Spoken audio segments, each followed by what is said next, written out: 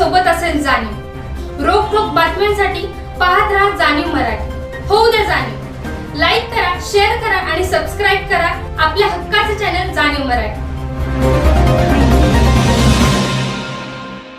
आज बिबट्या संदर्भात म्हणजे रामराव पवार नगर असो किंवा गोळीबार मैदान असो किंवा पॅरेंट स्कूल असो किंवा बोर्डोरी गाव असो, आज बिबट्या संदर्भात म्हणजे माने साहेब आमचे आहे इथं, त्यांनी संभाजीराव आलेली आज म्हणजे त्यांनी परवा दिवशी एक मिटिंग घेतलेली। त्या मिटिंगमध्ये मला बोलवलं होतं त्यांनी, तेव्हा मला वाटतं रावळकर साहेब आणि शिंदे साहेब आलेली। तर बिबट्या संदर्भात उपाययोजना करण्यासाठी आज नगरसेविका हेमलता ताई भोसले आणि मी स्वतः इथं आलेलो आहे। कारण बिबट्याचा त्रास हा प्रत्येकालाच आहे। हा पॅरेंट स्कूलपासून बिबट्या येतो इथे आता डायरेक्ट गोडोरी तळ्याच्या हद्दीत म्हणजे थोडक्यात हॉटेल पारवी, त्रिमूर्ती कॉलनी पारवी चौकात येतोय। गोडोरी गावातून बिबट्याची हद्द यायला लागलेली आहे। तर या संदर्भात त्यांना निवेदन दिलेलं आहे। निवेदन देऊन आता बघू साहेबांकडून आता ट्रॅप लावायचा प्रयत्न चालू आहे। टोटल साहेबांच्या बोलण्यातून असं जाणवलं की 6 बिबटे या परिसरात आहे। तर आता माझ्या माहितीने आता बघू आता काय खरं खोटं आहे काय, पण फक्त बिबटे आहे एवढं निश्चित आहे। फक्त त्या बिबट्यांचा मार्ग काढून त्यांचं बंदोबस्त करणे साहेबांचं काम आहे आणि लोकांच्या मनातली नागरिकांच्या मनातली भीती दूर करणे हे काम आहे।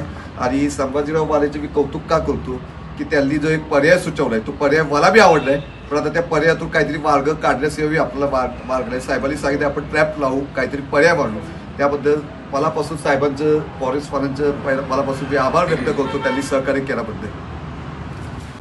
आज शाहूनगर प्रभाग क्रमांक 19 शाहूनगर गोडोली या भागातून आम्ही खरं तर इथं बिबट्याचा प्रचंड वावर आता दिवसेंदिवस वाढत चाललेला आहे आणि नागरिकांच्या मनामध्ये सगळ्यांच्याच मनामध्ये भीतीचं वातावरण तसं निर्माण होतं आहे। लहान मुलं असतात, ज्येष्ठ लोक असतात आणि त्यामुळे खरं तर आम्ही वन विभागामध्ये इथं आलेलो आहे। रौंदळ साहेबांना आम्ही भेटलेलो आहे।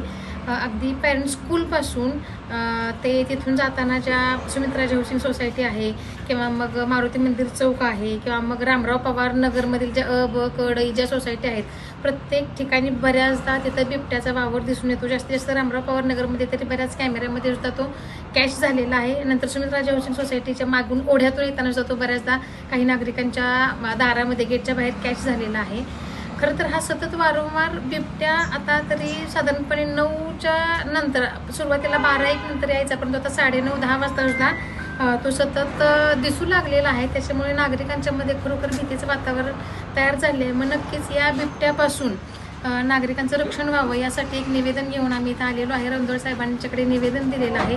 त्यावर साहेबांनी उपाययोजना सुद्धा आम्हाला सांगितलेली आहे की सुरुवातीला आपण ड्रोनच्या साह्याने सगळीकडे आपण सर्वे करूया किंवा त्यांनी आम्हाला 2 नंबर दिलेले आहेत की अगदी बिबट्या तुम्हाला दिसला की तुम्ही त्या नंबरवर कॉल करा, इमिजिएट तिथे कोणीतरी लोक येतील, आपण नक्की कुठून येतोय कसा येतोय त्याचा अभ्यास करूया आणि जास्तीत जास्त ह्या बिबट्यांना ट्रॅप लावूया, 2 ट्रॅप लावूया म्हणून त्यांनी सांगितलेलं आहे। त्या ट्रॅपमध्ये आपण या बिबट्यांना बंदिस्त करूया। अगदी त्याच्यातून सुद्धा जर नाही झालं तर याच्या माध्यमातून ती सिस्टीम बसवूया जेणेकरून मग ती मोठी म्युझिक त्या सिस्टीमच्याद्वारे जर त्या बिबट्या त्या सिस्टीममध्ये जर कॅच झाला तर ते करता येईल। परंतु ती पुढची योजना आहे, पण जास्तीत जास्त तो या ट्रॅपमध्ये जे आपण ठेवणार आहे त्याच्यामध्ये तो कॅच करण्याचा आपण प्रयत्न करूया म्हणून सांगितले आहे। नक्कीच आपल्याला या वन विभागाकडून या साहेबांच्याकडून सहकार्य मिळणार आहे, त्यासाठी उपाययोजना आता सुरू आहे। मी संभाजी माने रामराव पवार नगर सोसायटीमध्ये राहतो आणि आमच्या रामराव पवार ब कडे 5 सोसायटी अशी शिवप्रेमी सोसायटीवर गिरिराजनगरी ह्या सगळ्या भागात बिबट्याचा वावर प्रचंड वाढलेला आहे। आणि मग परवा जी वन विभागाची मीटिंग घेण्यात आली त्यामध्ये आम्ही रवी पवार सर होते, त्यांना आम्ही सांगितलं की तुम्ही गेल्या वर्षी ज्या गोष्टी सांगितल्या त्या आम्ही फॉलो केल्यात, परंतु तेवढंच पुरेसं नाही। आता कुठेतरी त्याला पकडण्याची गरज आहे, आता कुठेतरी तो आल्यानंतर अलार्म वाजण्याची गरज आहे, ज्यामुळे माणसं सावध होतील। तर त्या भूमिकेतून ती मीटिंग घेण्यात आली। त्यावेळेला मग आम्ही अर्ज तयार केले आणि मग रवी पवार सर, हेमलता मॅडम आणि सागर सर यांच्या मदतीनं आज आम्ही इकडं आलो, रौंदळ साहेबांना भेटलो आणि त्याने हे सगळं बिबट्याला पकडण्याचे पहिले स्टेप घेण्यात येईल। नंतर त्याला मग परत येत राहिला तर मग परत सायरन वाजवण्यात येईल।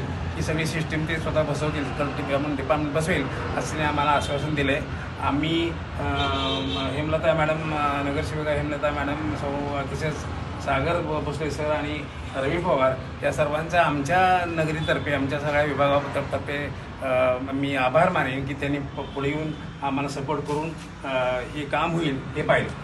आभार।